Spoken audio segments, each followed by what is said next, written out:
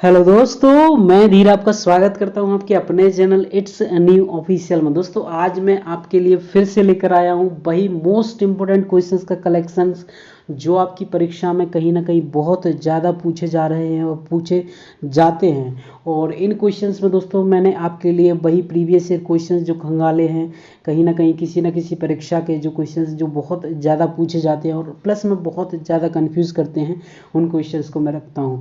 और दूसरी चीज़, मैं यहाँ पर थोड़ा बहुत एक्सप्लेन करने की भी कोशिश करता हूँ। और अब मैंने नई चीज़ अपने जो वीडियोस में लाना का स्टार्ट किया है वो है दोस्तों, मैं स्टैटिक करंट भी लाना स्टार्ट कर दिया है। जो करंट आज जो चल रही है, ऐसा कुछ जो पहला हुआ है और ऐसा कुछ जो हमारे भारत में पहला हो रहा है जिसका स्थापना हमेशा के लिए हो गई है, वो दोस्तों एक प्रकार से अभी तो करंट है लेकिन आगे चल के स्टैटिक हो जाएगा।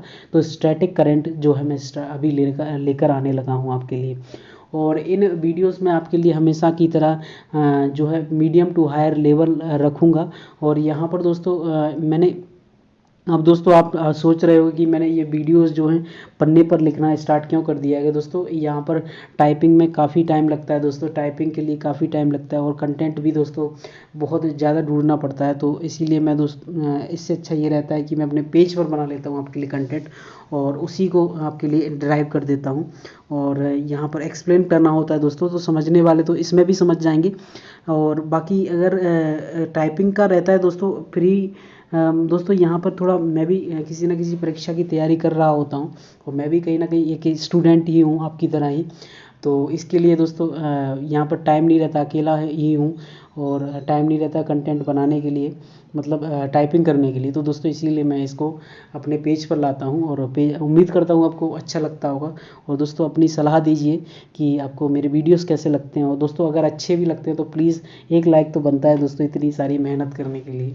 और मैं इतनी सारी मेहनत करता हूँ आपके लिए, इतने सारे क्वेश्चंस लाता हूँ और कहीं ना कहीं आप कंपैरिजन करके देख सकते हो कि कैसे क्वेश्चंस रहते हैं और आप सलाह भी दे सकते हो दोस्तों। जी हाँ, आपकी सलाह मेरे लिए बहुत ज़्यादा मायने रखती है और अगर आप की सलाह मानने योग्य होगी तो मैं ज़रूर मानूंगा। जी हाँ, तो चलिए स्टार्ट करते हैं। आज का हमारा पहला प्रश्न रहेगा कि कच्चा तीबू द्वीप कहाँ पर स्थित है। मतलब एक प्रकार से कह लो आप, कच्चा तीबू द्वीप को श्रीलंका को देते टाइम पर जो थे हमारे, ये दोस्तों सबसे पहली बात तो ये सुन लीजिए आप कि जो कच्चा तीबू जो द्वीप है ये पहले इंडिया में हुआ करता था।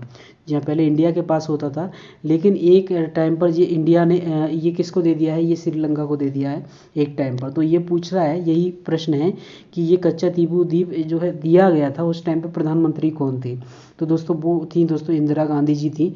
और ये कोई किस सन में दिया गया था, ये दिया गया था 1974 के टाइम पर। जी हाँ, अगला प्रश्न रहेगा हमारा INS विक्रांत क्या है। ये INS विक्रांत और ये दोस्तों दोनों ही हैं। INS विक्रांत ले लीजिए आप और ये और इंद्रजाल ले लीजिए। INS विक्रांत क्या है, ये है दोस्तों स्वदेशी विमान वाहक पोत है। एक स्वदेशी है हमारा, जो घर में ही बना है हमारे, और विमान वाहक पोत है। विमान जो आपने देखा होगा जो पानी में बहुत बड़े बड़े जो जहाज़ रहते हैं जिन पर विमान जो चले जाते हैं या वहाँ पर लैंडिंग भी कर सकते हैं एक प्रकार से, तो INS विक्रांत बहुत बड़ा है दोस्तों।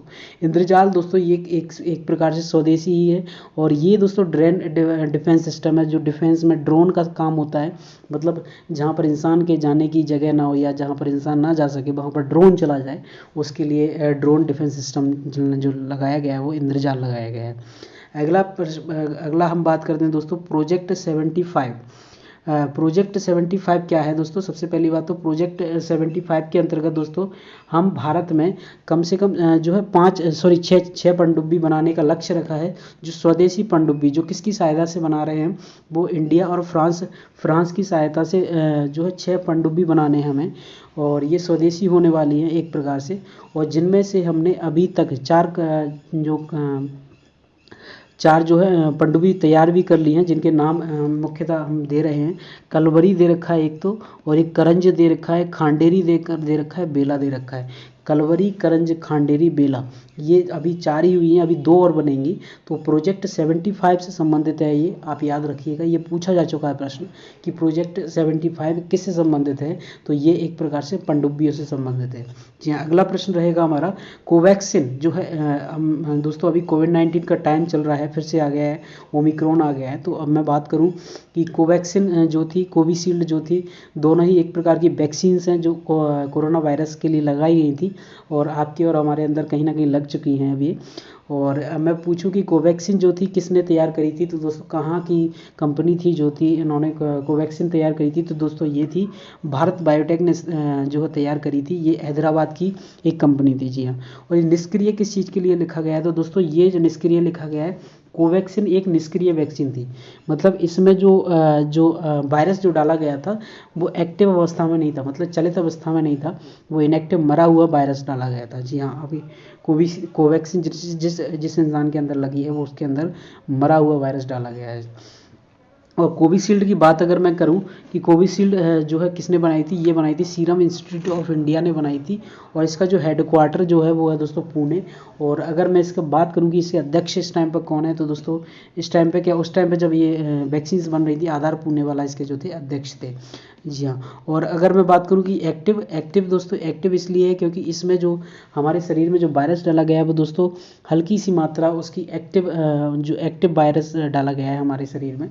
तो एक्टिव जो वायरस डाला गया, ये पूछा गया प्रश्न है अभी यूपी की किसी परीक्षा में पूछा गया था, ऐसा कौन सा वायरस है जो एक्टिव अवस्था में हमारे शरीर के अंदर डाला गया है कोविड-19 में, सॉरी कौन सी वैक्सीन के अंतर्गत डाला गया है। तो ये आप याद रखिए, कोविशील्ड के अंदर एक्टिव डाला गया है और कोवैक्सीन के अंदर जो है इनएक्टिव डाला गया है। अगली बात करें हम, 100% वैक्सीनेशन वाला जिला कौन सा बना है, भारत का 100% वैक्सीनेशन वाला जिला कौन सा बना है, तो दोस्तों 100% वैक्सीनेशन वाला जो जिला बना है वो बना है किन्नौर।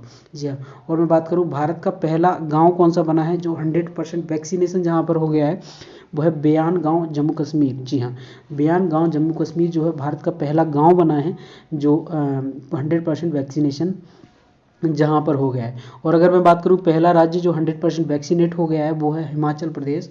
और ये आपको याद रखना है क्योंकि ये स्टैटिक प्रश्न बन चुके हैं और ये आपके लिए बहुत ज़्यादा इंपॉर्टेंट क्वेश्चंस बन चुके हैं। अगला हम बात करें वोल्शेविक संबंधी सॉरी वोल्शेविक क्रांति का संबंध किस देश से है। वोल्शेविक क्रांति का संबंध दोस्तों, ये जो संबंध है वो दोस्तों वो है रूस से संबंधित है वोल्शेविक क्रांति का संबंध। अगला प्रश्न रहेगी हमारी, एशिया की सबसे लंबी नदी कौन सी है। एशिया की हम जानते हैं एशिया की सबसे लंबी नदी ये है यांगतीसी नदी है। और ये दोस्तों ये नदी जो है ये चाइना की नदी है। यांगतीसी नदी चाइना की नदी है यांगतीसी, और ये एशिया की सबसे लंबी नदी है। जी हाँ, याद रखिएगा आप, एशिया की सबसे लंबी नदी यांगतीसी नदी है। और ये संघाई जो शहर है वो यांगतीसी नदी के किनारे ही स्थित है, इसलिए ये लिखा हुआ है। अगला प्रश्न रहेगा हमारा कि बुक्स के बारे में बात करते हैं दोस्तों। बहुत फेमस बुक और बहुत ज़्यादा इंपॉर्टेंट बुक्स जो आपकी परीक्षा में बहुत ज़्यादा रिपीट होती हैं वो बुक्स रखी है मैंने आपके लिए। तो दोस्तों सबसे पहली बात करते हैं प्रयाग प्रशस्ति जो बुक थी वो किस लेखक की थी दोस्तों, वो हरिशेन की थी। बृहत संहिता और पंच सिद्धांतिका ये किसने लिखी थी, ये लिखी थी दोस्तों बारहमीर ने। अगला प्रश्न रहेगा हमारा कि हिंद स्वराज पुस्तक किसने लिखी थी, ये लिखी थी महात्मा गांधी जी ने। और अगर मैं बात करूं इंडियन स्ट्रगल बुक किसने लिखी थी, ये लिखी थी दोस्तों सुभाष चंद्र बोस ने लिखी थी। इंडियन स्ट्रगल बुक किसने लिखी थी, ये लिखी थी सुभाष चंद्र बोस ने। और हिंद स्वराज किसने लिखी थी, ये लिखी थी महात्मा गांधी ने। अगला प्रश्न हम बात करें बंदी जीवन किसने लिखी थी, ये लिखी थी सचिंद्र नाथ सान्याल ने लिखी थी। और अब बात करें विश्व इतिहास की झलक या भारत की खोज किसने लिखी थी, विश्व इतिहास की झलक या भारत की खोज लिखी थी, ये जवाहरलाल नेहरू ने लिखी थी। अगला हम बात करें सत्यार्थ प्रकाश किसने लिखी थी, तो सत्यार्थ प्रकाश जो लिखी थी वो दोस्तों वो लिखी थी दयानंद सरस्वती जी ने लिखी थी सत्यार्थ प्रकाश। और आखिरी प्रश्न है हमारा कि लाइफ डिवाइन, ये क्वेश्चन दोस्तों एनटीपीसी में पूछा जा चुका है कि लाइफ डिवाइन जो बुक है वो किसके द्वारा लिखित है, वो अरविंद घोष के द्वारा लिखित है। अगला प्रश्न हम बात करते हैं दोस्तों, ये करंट का क्वेश्चन है कि प्रोजेक्ट बोल्ट किससे संबंधित है। प्रोजेक्ट बोल्ट दोस्तों ये संबंधित है, वो किसके उत्पादन से संबंधित है, वो संबंधित है दोस्तों बांस के, बैम्बू के उत्पादन से संबंधित है, और इसकी जो शुरुआत हुई थी वो उदयपुर राजस्थान से हुई थी। जी हाँ। अगला हम बात करते हैं चिरंजीवी योजना। चिरंजीवी योजना की शुरुआत किससे हुई थी, कब से हुई थी। चिरंजीवी की योजना की जो स्टार्टिंग हुई थी 1 मई 2021 से हुई थी, और ये सभी का 5 लाख तक का बीमा जो है, स्वास्थ्य का बीमा जो है देने की जो वायदा किया था राजस्थान सरकार में स्टार्ट की गई थी चिरंजीवी योजना, ये आप याद रखिएगा। अगला प्रश्न रहेगा हमारा कि अंतर्राष्ट्रीय प्रवासी दिवस, अंतर्राष्ट्रीय इंटरनेशनल एनआरआई डे। जी राष्ट्रीय एनआरआई डे नहीं पूछ रहा है, वो इंटरनेशनल एनआरआई डे पूछ रहा है, तो वो होता है 18 दिसंबर को। अगर मैं पूछूँ राष्ट्रीय प्रवासी दिवस कब मनाया जाता है, वो मनाया जाता है 9 जनवरी को। जी हाँ। इस दिन जो है हमारे भारत में प्रधानमंत्री जी इस टाइम पे हमारे भारत में महात्मा गांधी जी आए थे, जो साउथ अफ्रीका से लौटकर। अंतर्राष्ट्रीय प्रवासी दिवस कब मनाया जाता है, ये मनाया जाता है 18 दिसंबर को, आप याद रखिएगा, मोस्ट इंपोर्टेंट क्वेश्चन।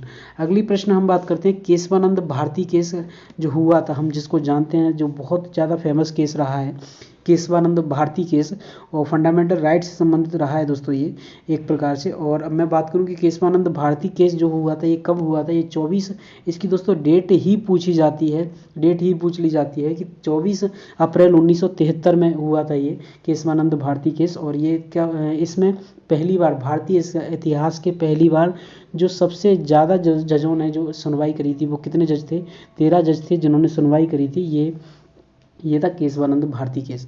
अगला हम बात करते हैं अटॉर्नी जनरल, भारत के अटॉर्नी जनरल के लिए जो संविधान में अनुच्छेद दिया गया है वो कौन सा दिया गया, article number 76। Attorney general of India के लिए आर्टिकल नंबर 76 है। और कैग के लिए जो आर्टिकल दिया गया भारतीय संविधान में वो दिया गया कैग के लिए 148।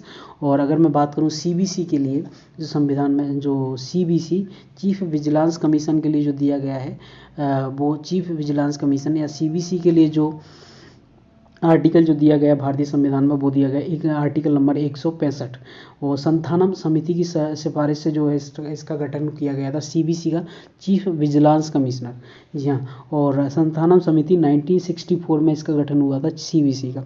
अगला प्रश्न हम बात करते हैं, तो दोस्तों जिसका विवरण, अगर आप बात कर लो कि जिसका विवरण संविधान में किया गया है वो संवैधानिक संस्था है एक प्रकार से। जी हाँ। अगला नीति आयोग संवैधानिक संस्था नहीं है, जिसका विवरण उसमें नहीं है, क्या बोलते हैं, हमारे संविधान में नहीं है, इसीलिए संवैधानिक संस्था नीति आयोग नहीं है। अगला प्रश्न रहेगा हमारा कि वैज्ञानिक और औद्योगिक अनुसंधान परिषद का अध्यक्ष किसे बनाएगा, मतलब वैज्ञानिक और अनुसंधान अध्यक्ष का परिषद का अध्यक्ष कौन होता है। तो दोस्तों ये हमेशा ही प्रधानमंत्री होते हैं, तो अभी इस टाइम पे नरेंद्र मोदी जी हैं हमारे।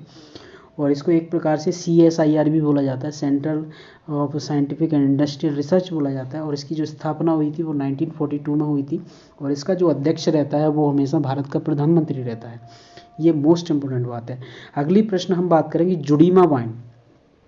तो दोस्तों यहाँ पर हम GI टैग से संबंधित बात कर रहे हैं थोड़ा। GI टैग के लिए मैं बात करूँ कि जुडीमा वाइन के लिए किस राज्य को जो है GI टैग दिया गया है। जुडीमा वाइन के लिए आसाम को दिया गया, और मीठे खीरे के लिए किसको दिया गया है, वो दिया गया नागालैंड को। मीठा खीरा के लिए नागालैंड को दिया गया, जुडीमा वाइन के लिए जो दिया गया वो आसाम को दिया गया। अगला प्रश्न रहेगा हमारा, पहली भूतापीय परियोजना पूगा घाटी, भारत की पहली भूतापीय परियोजना पूगा घाटी परियोजना कहाँ पर स्टार्ट की गई है। तो दोस्तों ये की गई है, करंट का क्वेश्चन है दोस्तों, ये की गई है लद्दाख में। पहली भूतापीय परियोजना पूगा घाटी परियोजना कहाँ पर स्टार्ट की गई है, लद्दाख में। अगला प्रश्न रहेगा हमारा, इंटरनेशनल ओलंपिक एसोसिएशन का मुख्यालय कहाँ पर स्थित है। इंटरनेशनल ओलंपिक एसोसिएशन का जो मुख्यालय है वो है लुसाने स्विट्जरलैंड में। और अगर मैं बात करूँ इसकी स्थापना कब हुई थी, इसकी स्थापना 23 जून 1894 में हुई थी। 23 जून 1894 में इसकी स्थापना की गई थी। अगला प्रश्न रहेगा हमारा कि जू मैप। जी हाँ, जू मैप इस टाइम पे हमारे कोरोना वायरस के टाइम पर हमने बहुत ज़्यादा इसके बारे में जानकारी प्राप्त करी है। एक्चुअल में अभी जो बहुत सारी मीटिंग्स चलने लगी हैं वो जू मैप की सहायता से चलती हैं। अब तो ये हमारे डेली व्यवहार में आ गया है, लेकिन हम पहले नहीं जानते थे इसके बारे में। तो ये करंट में अगर अब आ गया है तो इसके बारे में पूछ भी सकते हैं कि जूम ऐप का जो संस्थापक था वो कौन था। तो इसीलिए एक प्रश्न डाला गया है कि जूम ऐप का जो संस्थापक है, तो दोस्तों ये कौन है, एक मिनट, जूम ऐप का जो संस्थापक है वो कौन है दोस्तों, ये दोस्तों एरिक युआन, जी हाँ एरिक युआन है। और इसकी जो स्थापना की गई थी वो 21 अप्रैल 2011 में की गई थी। और अगर मैं बात करूँ जूम ऐप का हेडक्वार्टर कहाँ पर स्थित है, ये है सैन जोस कैलिफोर्निया, जी हाँ सैन जोस कैलिफोर्निया में, यूएसए में इसका हेडक्वार्टर है। और दोस्तों अब आपके लिए मोस्ट इंपॉर्टेंट क्वेश्चन ये आ रहा है कि AK-47 का नाम हम सभी ने सुन रखा है AK-47, लेकिन हमें एक बार एक प्रश्न में सॉरी ये परीक्षा में एक में पूछा जा चुका कि AK-47 का फुल फॉर्म क्या है।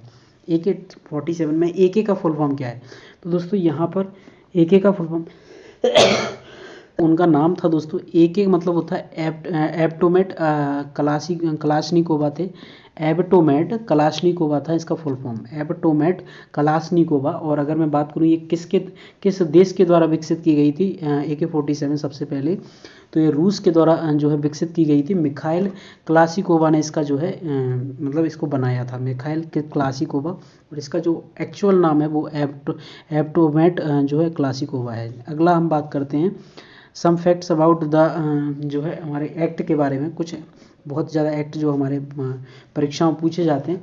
ITI एक्ट जो दोस्तों हमारी परीक्षा में पूछा जाता है कि ITI एक्ट कब आया था, इंफॉर्मेशन टेक्नोलॉजी एक्ट जो आया था वो आया था हमारी 2000 में आया था, जी हाँ 2000 में आया था। धोखाधड़ी के लिए या साइबर कानून के लिए जो एक्ट बनाया गया था वो बनाया था ITI एक्ट।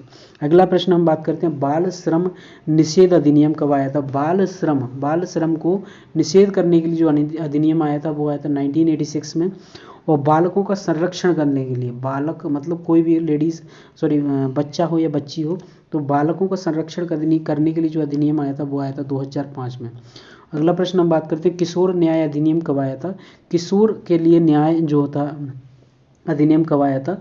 अब किशोर न्याय बोर्ड की स्थापना भी कर दी गई है, बहुत सारी चीज़ें हो गई अब तो, लेकिन जो सबसे पहले जो किशोर न्याय अधिनियम आया था वो आया था 2015 में।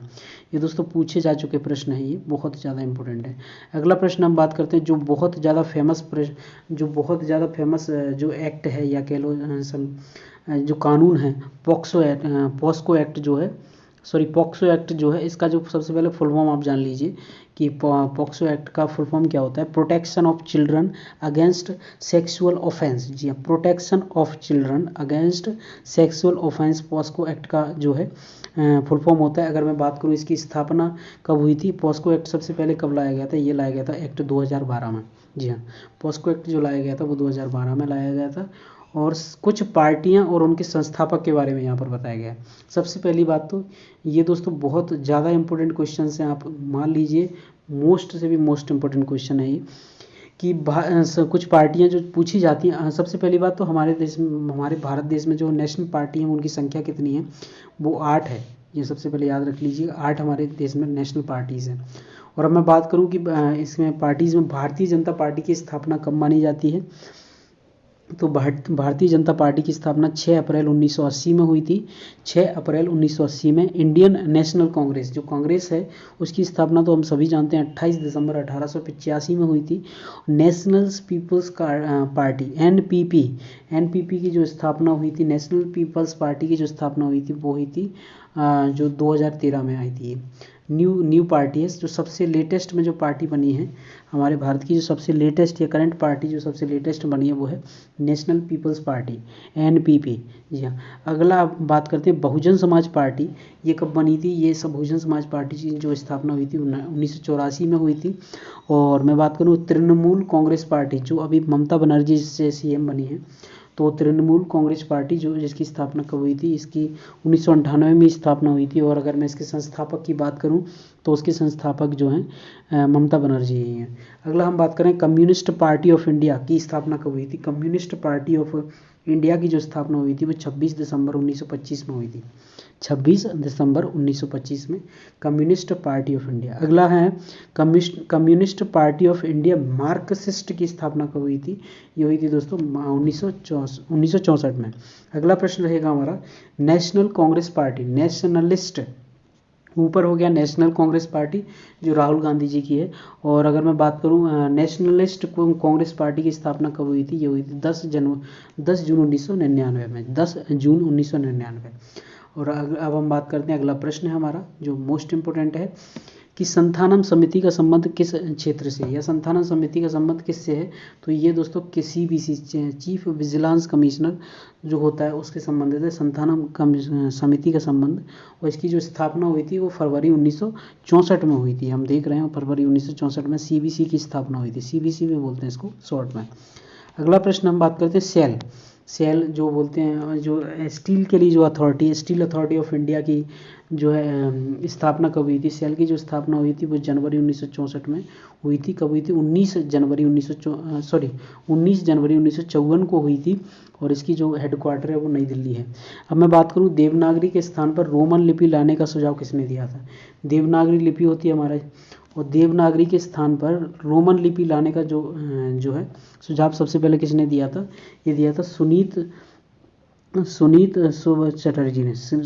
कुंभ चटर्जी ने दिया था देवनागरी के स्थान पर रोमन लिपि लाने का सुझाव। अगला प्रश्न रहेगा हमारा, सुप्रीम कोर्ट की राष्ट्रपति को सलाहकार आर्टिकल दिया गया। सुप्रीम कोर्ट जो है राष्ट्रपति को जो है सलाह दे सकता है, वो किस आर्टिकल में लिखा गया है, वो आर्टिकल नंबर 143 में लिखा गया है। अब मैं बात करूं कि विधानसभाओं में SC/ST के लिए जो आरक्षण लिखा गया, विधानसभाओं में SC/ST के लिए जो आरक्षण लिखा गया वो आर्टिकल नंबर 332 के लिए लिखा गया है, आर्टिकल नंबर 332। अगला प्रश्न रहेगा हमारा, ये भी दोस्तों मोस्ट इंपोर्टेंट क्वेश्चन हैं कि जल प्रदूषण रोकथाम और नियंत्रण अधिनियम कब आया था। जल प्रदूषण, ये तीनों के लिए आप याद कर लेना, 1 मिनट, ये बार बार हो जाता है।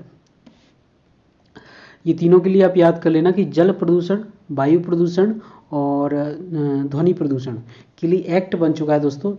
कोई प्रदूषण अगर करेगा, इन तीनों के लिए एक्ट है कि जल प्रदूषण के लिए एक्ट सबसे पहले लाया गया था। तो दोस्तों सबसे पहले बना था जल प्रदूषण के लिए जो 1974 में बना था, वायु प्रदूषण के लिए बना था वो 1981 में बना था, और ध्वनि प्रदूषण के लिए बना था वो बना था 2000 में, सन 2000 में। सबसे पहले बात कर लेते हैं, जल प्रदूषण 1974, वायु के लिए 1981, ध्वनि के लिए 2000। जी हाँ।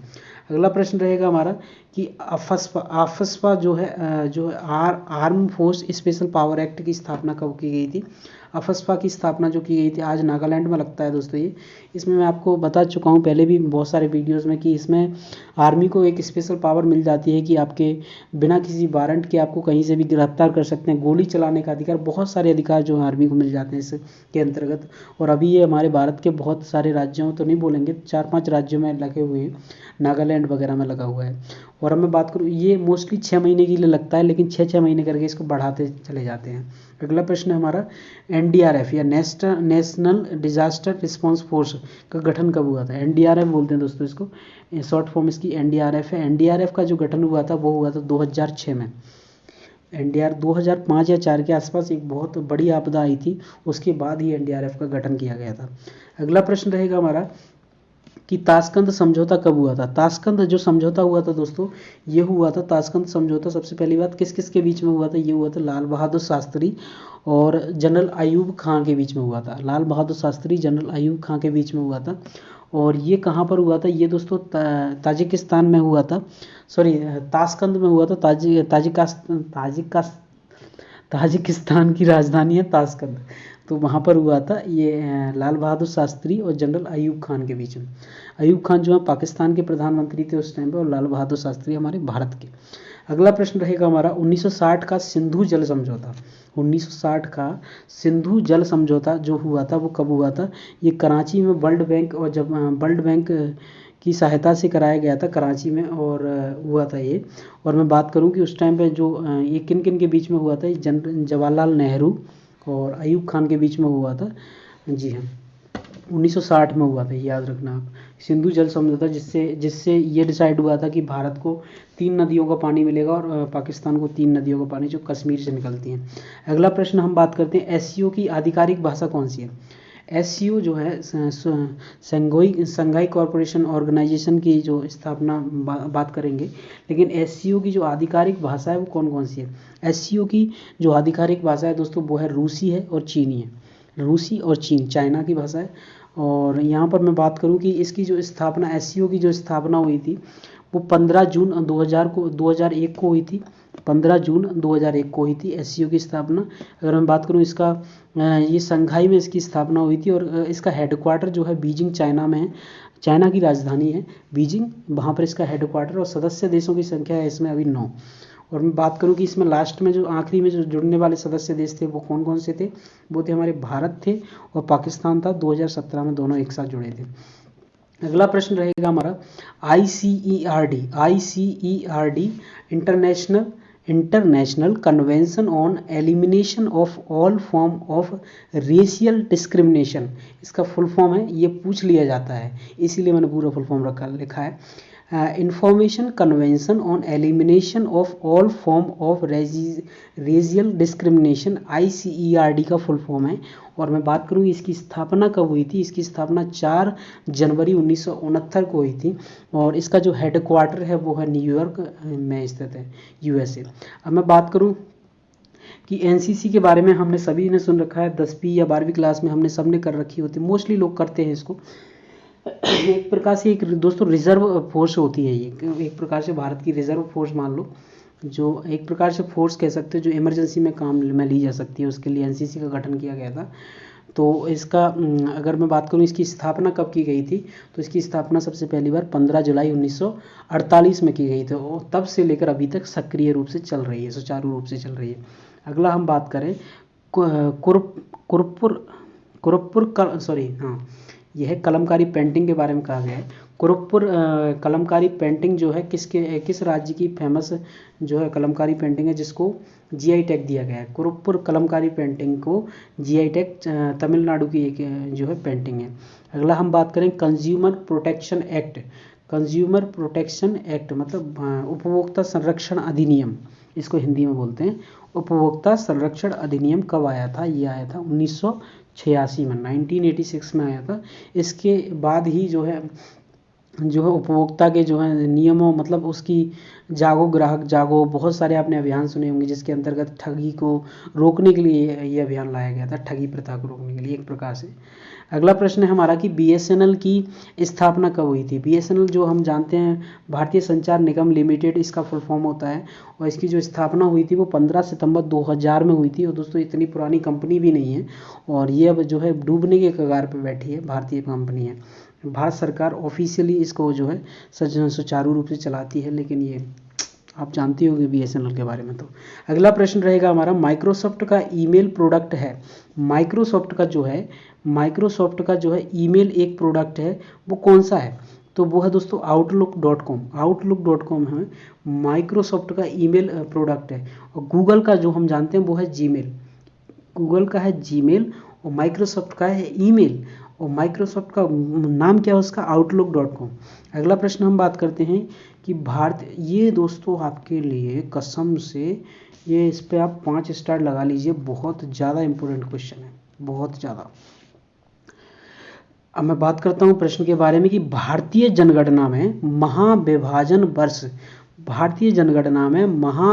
वर्ष कौन से, मतलब किस सन को माना जाता है। तो दोस्तों महाविभाजन वर्ष जो माना जाता है वो 1921 को माना जाता है। मतलब अब दौर के बारे में बात करूं तो 1911 से लेकर 1921 के दौर को ही महाविभाजन वर्ष बोला जाता है। और मैं इसमें रीज़न भी दे रहा हूं कि ये क्यों बोला जाता है। इसमें पहली बार भारत की जनसंख्या वृद्धि दर, गौर कीजिए, इसमें पहली बार भारत की जनसंख्या वृद्धि दर न्यूनतम रही थी।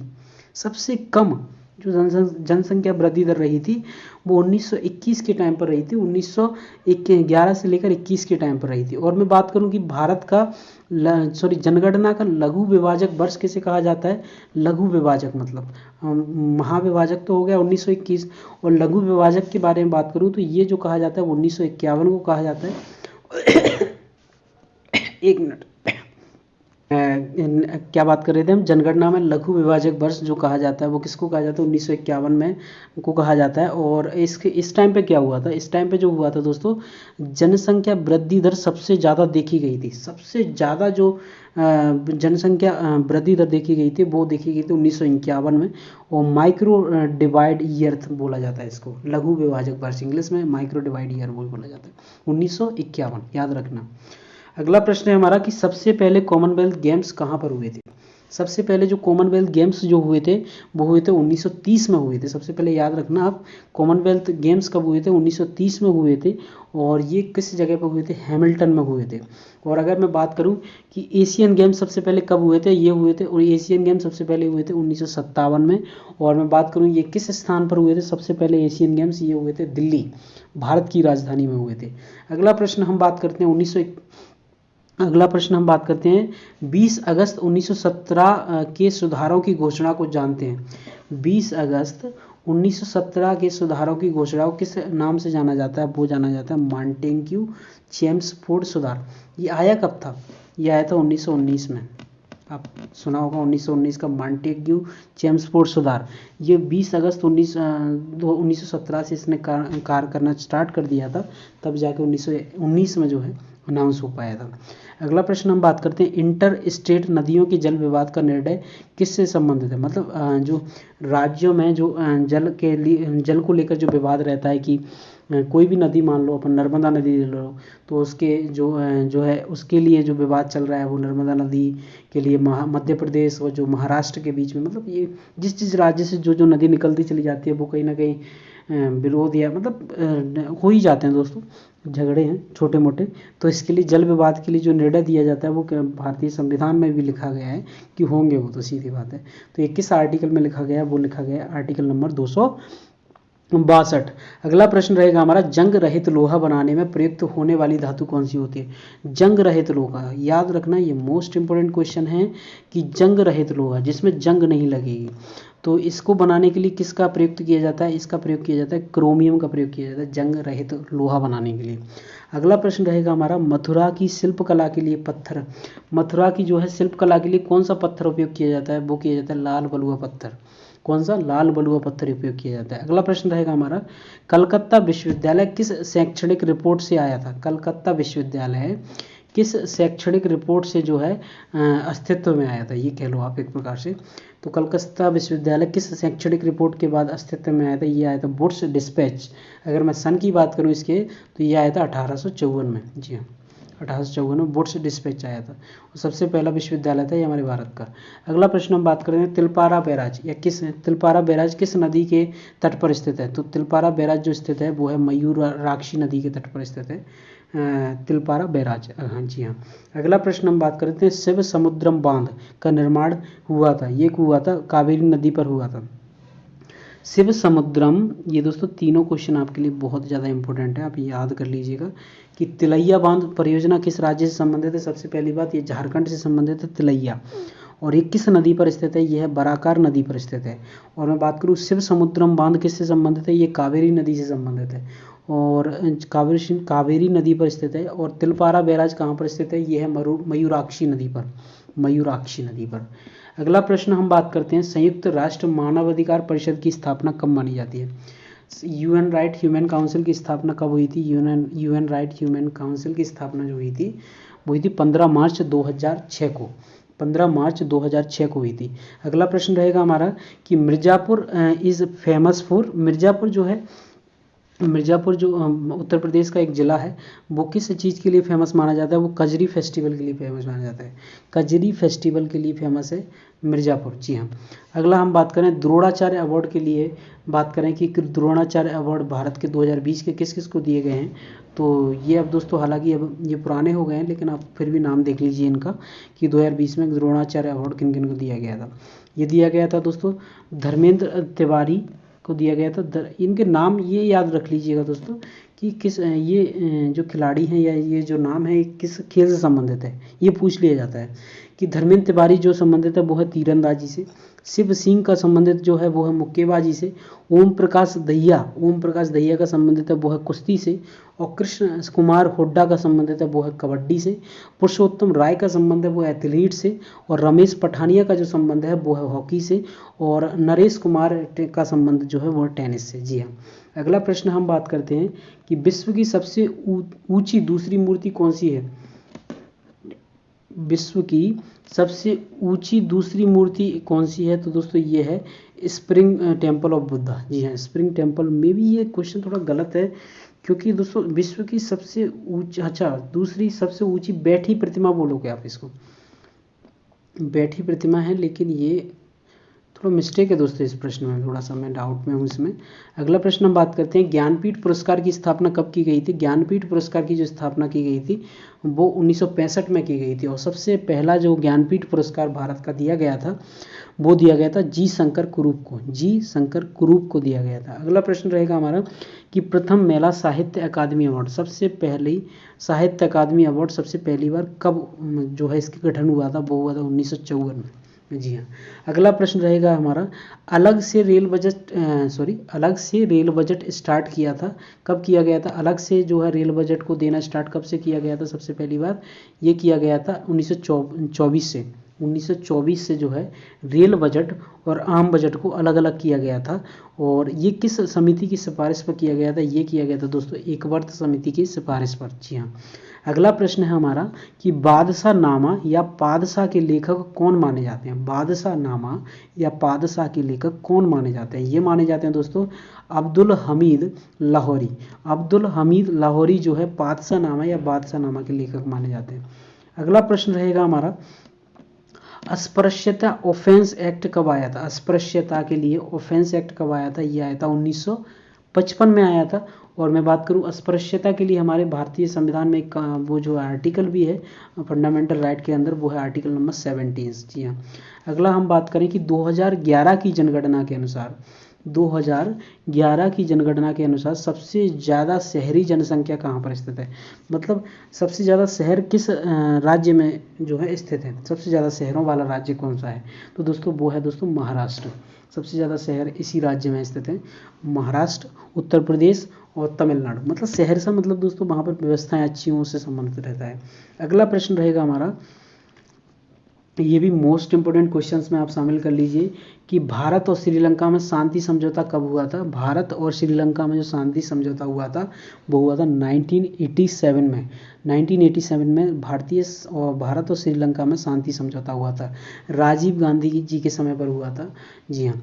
और दोस्तों यहाँ पर मेरा ये वीडियो ख़त्म होता है। और अगर दोस्तों आपको प्लीज़, अगर आपको ये मेरा वीडियो पसंद आता है तो प्लीज़ मेरे वीडियो को लाइक करिए और यहाँ पर शेयर भी कीजिए मेरे वीडियो को, और मेरे चैनल को सब्सक्राइब करना मत भूलिए दोस्तों। आपके लिए ऐसे वीडियो लाता रहूँगा और मेरी इच्छा है कि मैं पढ़ाऊँ लोगों को, और बहुत अच्छे से मुझे दोस्तों मैं कंटेंट इकट्ठा करना चाहता हूँ और आपको इतना अच्छा कंटेंट देना चाहता हूँ कि आपकी परीक्षा में आपको लगे कि हाँ वास्तव में कंटेंट था।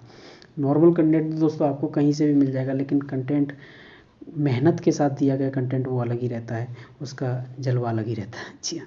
थैंक यू दोस्तों, थैंक यू सो मच दोस्तों।